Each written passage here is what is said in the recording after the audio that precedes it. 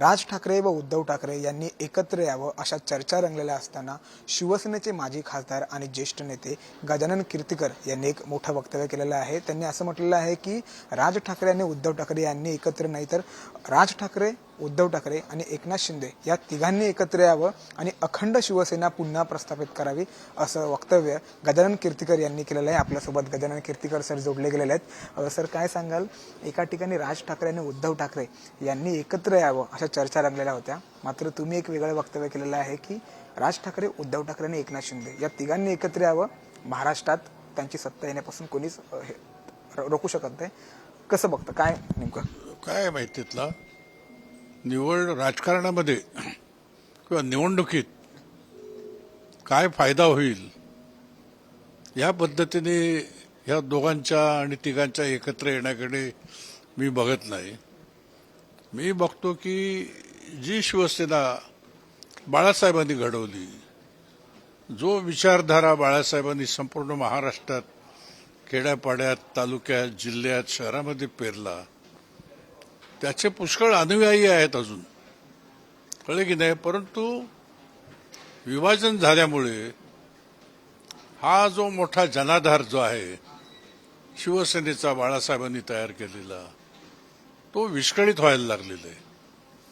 आणि तो एकत्र येणं म्हणजे राज ठाकरे, उद्धव ठाकरे यांनी तर एकत्र आलंच पाहिजे। परंतु आज देखील ज्या पद्धतीने एकनाथ शिंदेने बाळासाहेबांचा विचार पुढे घेऊन शिवसेना त्याचं नेतृत्व करत आहेत, मुख्यमंत्रीपद त्यांनी चांगल्या पद्धतीने हाताळलेलं आहे, त्यांच्याकडे सुद्धा जनाधार आहे शिवसेनेचा, ते देखील याच्यामध्ये सामील झाले पाहिजे। आम्ही 25 वर्ष भाजपबरोबर होतो, एनडीएचा घटक पक्ष म्हणून आम्ही होतो। अचानकपणे उद्धव ठाकरेंनी भाजपची साथ सोडली, काही कारणं असतील, विशिष्ट कारणं असतील, परंतु साथ सोडल्यामुळे आज भाजपला महाराष्ट्रामध्ये त्या ठिकाणी राजकारणात स्थिर व्हायचं असेल, पुढे जायचं असेल, तर त्यांना खात्री आहे की बुवा शिवसेना सुद्धा सोबतीला पाहिजे, ती पण त्यांना अखंड शिवसेना पाहिजे। उद्धवची वेगळी, राज ठाकरेची वेगळी किंवा एकनाथ शिंदेची वेगळी। आता प्रश्न कुठला येणार आहे एकत्र येण्यामध्ये की जी भाजपची साथ उद्धवजींनी सोडली युती, ते एकनाथ शिंदेने प्रस्थापित केली। काय वाईट नाही, भाजप सुद्धा देशाची गरज आहे। सनातन धर्म, हिंदू धर्माच्या रक्षणाची जबाबदारी आज भाजपशिवाय कुठलाही राष्ट्रीय पक्ष घेत नाही। त्या भाजपला साथ देणं हे हिंदुत्ववादी शिवसेनेचं कर्तव्य आहे, कळलं की नाही। त्यामुळे हे दोघं अधिक एकनाथ शिंदे या तिघांनी म्हणून एकत्र यावं। जी प्रस्थापित केलेली एनडीएची जी हे आहे साथ, ती त्यांनी पुन्हा स्वीकारावी सगळ्यांनी आणि पुढे वाटचाल करावी। तुम्ही असं म्हणता की जर का बाळासाहेबांची अखंड शिवसेना हे जर का तिघं एकत्र आले तर मग काय वाटतं, जे महाराष्ट्रातली जनता आहे ती या तिघांनाच जनमत देईल, तिघांनाच जास्त करून मत देईल बाळासाहेबांच्या अखंड शिवसेनेला। मग जर का हे तिघं एकत्र आले तर मग इतर पक्षांना राज्यामध्ये सत्तेपासून दूर ठेवता येईल का, असं वाटतं का? सत्तेपासून दूर ठेवण्यापेक्षा बाळासाहेबांच्या विचाराने फार मोठा वर्ग जो आहे ना महाराष्ट्रात, त्याच्यासमोर प्रश्न पडतो ना, हे तिघेजण एकमेकांच्या विरोधात लढायला लागले तर कोणाला मत द्यायचं? कार्यकर्त्यांची सुद्धा त्या ठिकाणी अडचण होते, कार्यकर्ते सुद्धा विभागले गेलेले आहेत, मतविभाजन होतं। आता ह्या सगळ्या गोष्टीचा फटका कोणाला बसतो? शिवसैनिकांना बसतो। पण ज्या शिवसैनिकांचं ह्या संपूर्ण स्थितीमुळे पुष्कळच्या हजारो शिवसैनिकांचं राजकीय भवितव्य अंधारात गेलेले, कळले की नाही।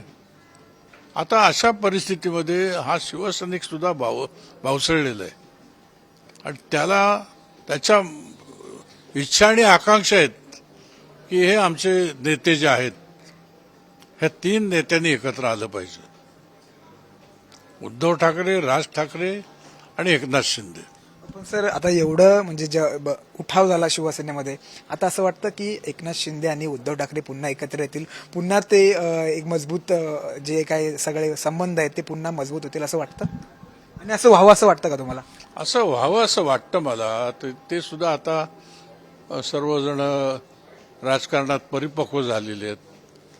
त्यांच्या एकत्र येण्यामध्ये काही अटी शर्ती असतील त्या त्यांनी समजून घ्याव्यात.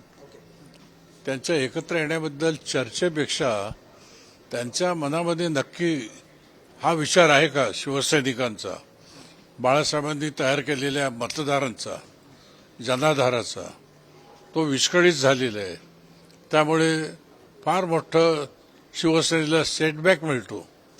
या सगळ्यांचा विचार करून ज्या काही अटी शर्ती आहेत, कळले की नाही, आता आपण काय भाजपच्या सोबत नव्हतो का 25 वर्ष, त्यामुळे एकनाथ शिंदेनी पुन्हा ती युती प्रस्थापित केली भाजपबरोबरची, तर ती स्वीकारावी दोघांनी आणि अखंड शिवसेनेची साथ एनडीएचा एक घटक पक्ष म्हणून राहावी.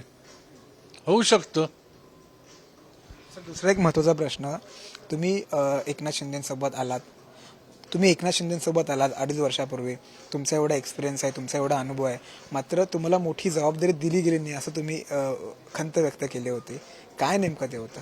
खरी गोष्ट आहे. आता मी शिवसेनेच्या जडणघडणीमध्ये सर्व विदर्भ, पश्चिम महाराष्ट्र, मराठवाडा, मुंबई, कोकण सर्व ठिकाणी मी काम केलं. माझं ऐन तारुण्य मी याच्यामध्ये गेलं. माझं कळलं की नाही, कुटुंबाकडे दुर्लक्ष करून मी फिरत होतो. बाळासाहेबांच्या नेतृत्वाखाली काम करत होतो. नंतर उद्धवजीच्या नेतृत्वाखाली शिवसेना संघटनेचा बांधणीचा अत्यंत आवडता असा माझा कार्यक्रम मला त्या ठिकाणी करण्याची संधी मिळत होती. मराठी माणसांना नोकरीत प्राधान्य मिळावं म्हणून शिवसेना प्रणित लोकाधिकार समितीच्या चळवळीचं मी अग्रस्थानी राहून नेतृत्व करत होतो.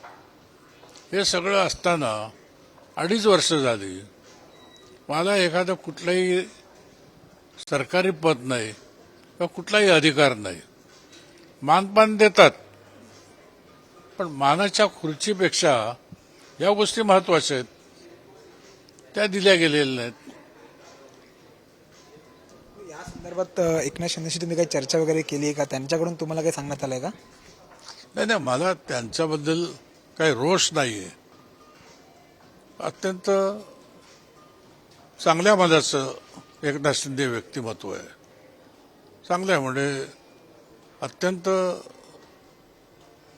लढवण्याचं आहे आणि कष्ट करणार आहे. कळले की नाही, पण त्यांना ह्या गोष्टी समजून सांगणारा असे कोण व्यक्ती त्यांच्या जवळपास नाहीत असं मला वाटतं. सर, शेवटचा एक महत्त्वाचा प्रश्न, राज आणि उद्धव ठाकरे एकत्र येऊ नये यासाठी काही अदृश्य शक्ती काम करतायत. काय नेमकं कोण आहेत त्या अदृश्य शक्ती? नाही, कसं आहे माहिती, अदृश्य शक्ती कसं कोण सांगेल? अदृश्य म्हणजे अदृश्य, कळलं की नाही. पण ते राज आणि उद्धव हे एकत्र आले पाहिजेत, सोबतीला एकनाथ शिंदे आले पाहिजेत, अखंड शिवसेना झाली पाहिजे आणि फार मोठा बाळासाहेबांच्या विचाराने प्रेरित झालेला जनसमुदाय त्याला ह्या शिवसेनेच्या मागे उभं राहण्याची ताकद त्यांच्याकडून मिळाली पाहिजे अशी अपेक्षा आहे आमची. खूप खूप धन्यवाद सर, साम टीव्हीशी बातचीत केल्याबद्दल. कॅमेरामॅन नितीन बोधारेंसह मी सूरज मसूरकर, साम टीव्ही, मुंबई. देश विदेशातील प्रत्येक घडामोडींचे लाईव्ह अपडेट मिळवण्यासाठी आता साम टीव्हीच्या सर्व सोशल मीडिया प्लॅटफॉर्मला लाईक, फॉलो आणि सबस्क्राईब करा. तसंच सर्व नोटिफिकेशनसाठी बेल आयकॉन प्रेस करायला विसरू नका.